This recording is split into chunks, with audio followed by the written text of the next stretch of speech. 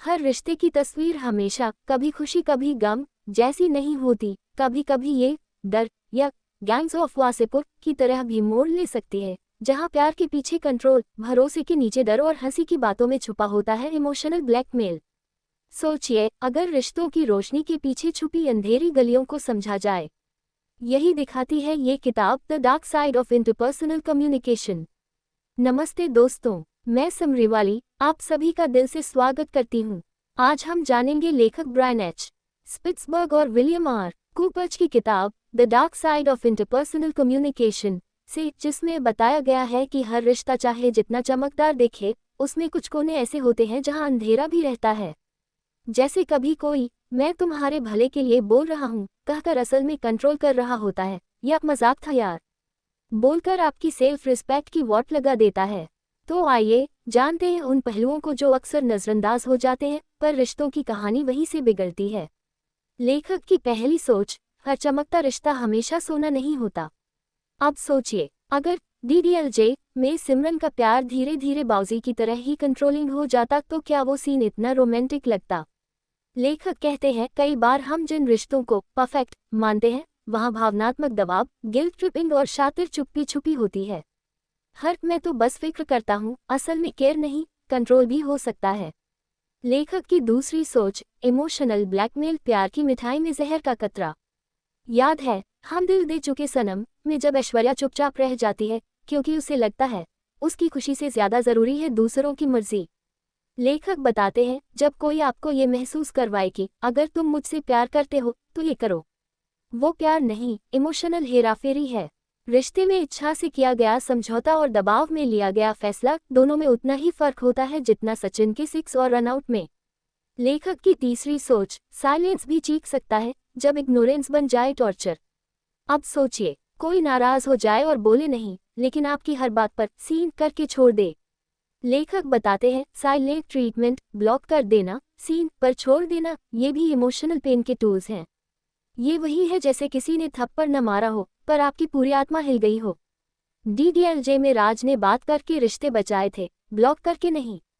लेखक की चौथी सोच, ओवरशेयरिंग और अटैचमेंट भी बन सकता है घुटन। अब जरा रुकिए, अगर जयवीर हर 5 मिनट में एक दूसरे को वीडियो कॉल करते, लोकेशन पूछते और कहें तू किसके साथ है बता, तो क्या वो दोस्ती इतिहास बनती या हिसाब।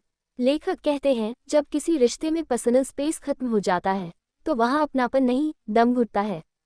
हर तुम ही मेरी दुनिया हो सुनने में अच्छा लगता है, लेकिन जब वही दुनिया जेल लगने लगी तो समझिए रेड सिग्नल आ गया है।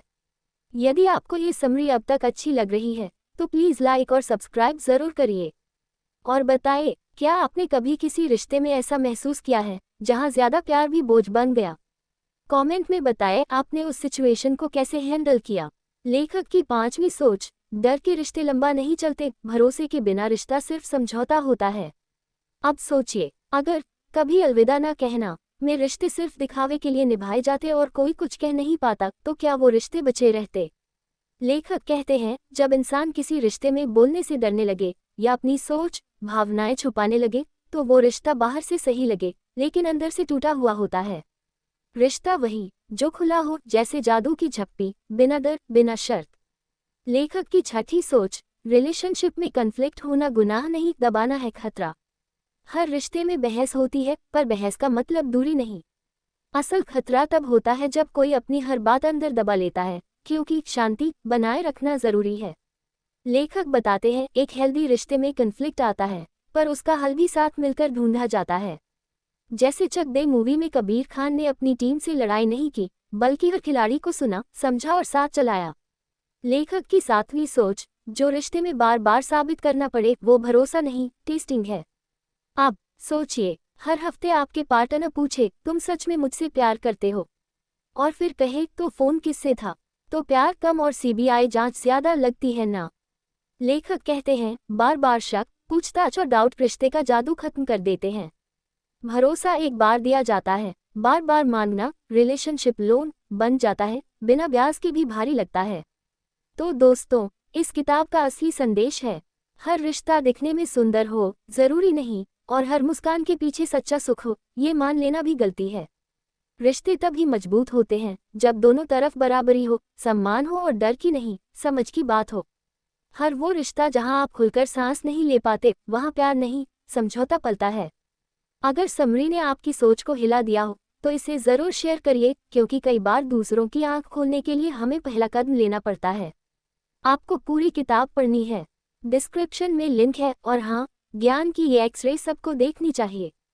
अगली समरी तक दिल को क्लियर रखिए, दिमाग को ऑब्जर्विंग मोड में डालिए और रिश्तों को आंख बंद करके नहीं, दिल और दिमाग दोनों खोल कर देखिए।